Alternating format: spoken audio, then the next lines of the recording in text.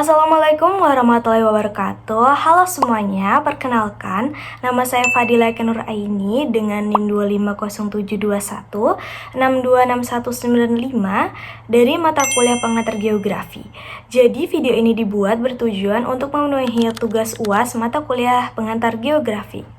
Jadi di sini saya akan menjelaskan mengenai tentang mind mapping saya yang udah saya buat. Di sini mind mappingnya ini bertemakan tentang materi-materi yang ada di kelas pengantar geografi dari materi pertama sampai materi kelima. Jadi di sini saya akan menjelaskan masing-masing dari 5 materi tersebut. Baik, langsung saja saya akan menjelaskan mengenai tentang materi pertama, yaitu adalah 10 konsep geografi. Jadi dari 10 konsep geografi ini saya akan menjelaskan satu persatu. Yang pertama itu adalah lokasi. Lokasi itu adalah sebuah posisi ataupun letak suatu objek yang ada di permukaan bumi, yang dimana lokasi ini terbagi menjadi dua, yaitu ada lokasi relatif dan juga lokasi absolut. Lokasi relatif adalah letak ataupun tempat yang dilihat dari daerah lain di sekitarnya. Kemudian ada pun lokasi absolut yang dimana itu dilihat dari adanya garis bujur dan juga garis lintang. Salah satu contohnya seperti letak astronomis Indonesia yang berada pada 6 derajat lintang utara sampai 11 derajat lintang selatan, kemudian 95 derajat bujur timur sampai 141 derajat bujur timur. Kemudian yang kedua itu ada jarak. Jarak ini adalah ruang yang dimana menghubungkan antara dua objek. Kemudian yang ketiga itu ada keterjangkauan. Jadi keterjangkauan ini sebenarnya adalah yang mengacu kepada kemudahan. Jadi kemudahan ini terjadi ataupun memiliki hubungan juga terhadap jarak. Apabila jaraknya dekat ataupun tidak ada hambatan dalam kita menuju lokasi tersebut, maka bisa saja jarak dari suatu tempat ke tempat lainnya itu menjadi lebih cepat.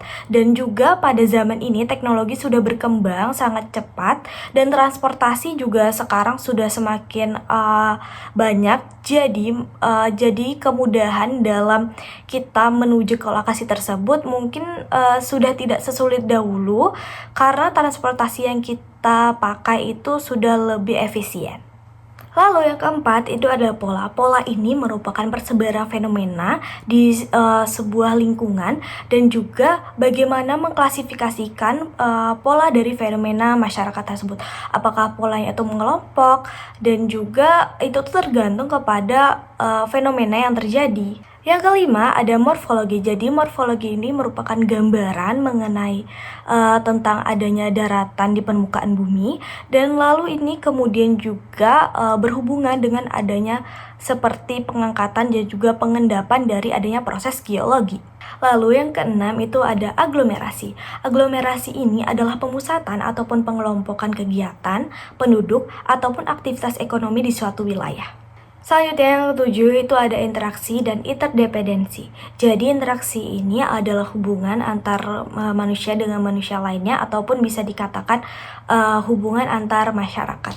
Nah, dalam konsep geografi ini interaksi ini sangat erat kaitannya dengan para masyarakat. Salah satu contohnya seperti suatu wilayah yang memiliki sumber daya yang sangat kuat di satu bidang, dan juga di daerah lainnya juga memiliki sumber daya yang kuat juga di suatu bidang. Namun di daerah-daerah tersebut, di dua daerah ini ada mereka yang tidak memiliki sumber daya tersebut, dan juga di daerah lainnya juga.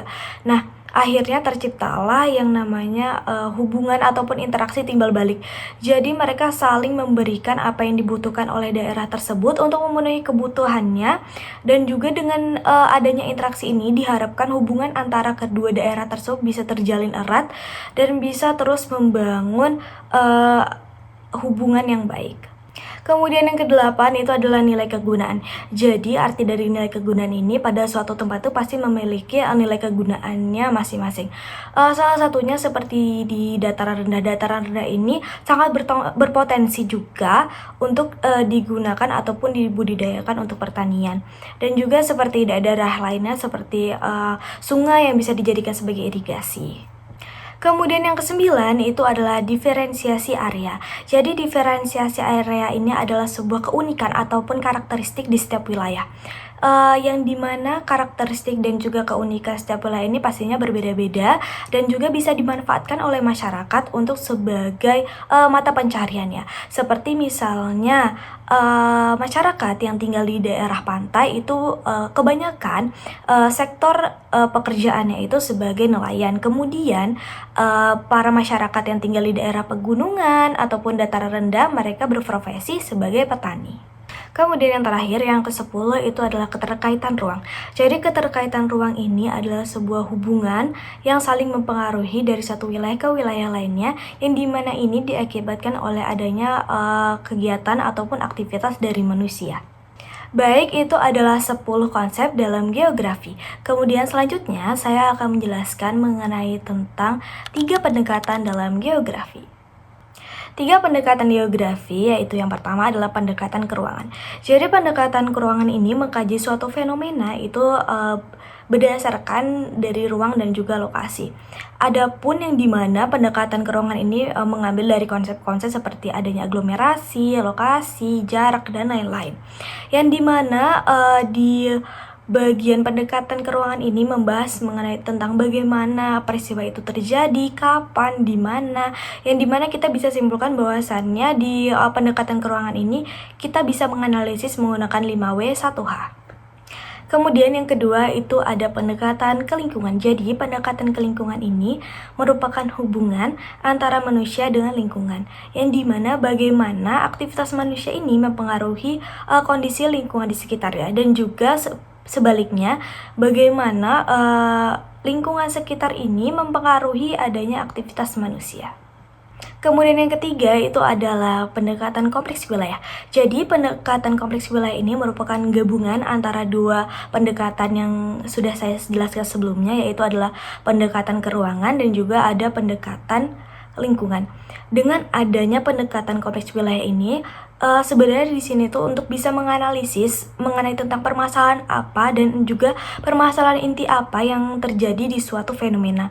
Kemudian kita analisis dan juga kita ambil solusi apa dan jalan tengah apa yang terbaik agar tidak merugikan, dan dengan solusi ini bisa sama-sama menguntungkan antar sesama pihak. Selanjutnya kita akan membahas mengenai tentang 2 objek di geografi. Yang pertama itu adalah objek material. Jadi objek material ini merupakan membahas ataupun mengkaji mengenai tentang fenomena geosfer, seperti adanya litosfer, hidrosfer, atmosfer, apalagi ya, biosfer, kemudian ada antroposfer. Kemudian yang kedua itu ada objek formal. Jadi objek formalnya tidak jauh-jauh dari adanya 3 pendekatan yang sudah saya jelaskan tadi, yang dimana dalam objek formal ini membahas ataupun memiliki pembahasan mengenai tentang adanya keruangan, kelingkungan, dan juga kompleks wilayah. Jadi di bagian objek formal ini membahas dari 3 pendekatan yang sudah saya jelaskan tadi. Kemudian materi selanjutnya yaitu mengenai tentang 4 prinsip geografi. Yang pertama itu adalah distribusi. Distribusi adalah persebaran fenomena di muka bumi. Jadi persebaran fenomena ini terjadi di muka bumi tergantung daerahnya masing-masing. Bisa saja karakteristiknya dari daerah tersebut yang akan mempengaruhi adanya fenomena di daerah tersebut. Kemudian yang kedua itu adalah interrelasi. Jadi interrelasi ini hubungan ataupun keterkaitan fenomena dengan fenomena lainnya yang saling mempengaruhi. Kemudian yang ketiga yaitu ada deskripsi. Jadi deskripsi ini menggambarkan ataupun menjelaskan mengenai tentang diagram, tabel, dan juga grafik. Misalnya dalam suatu bencana seperti bencana tsunami, maka digambarkanlah sebuah grafik ataupun diagram mengenai total korban yang terkena tsunami tersebut.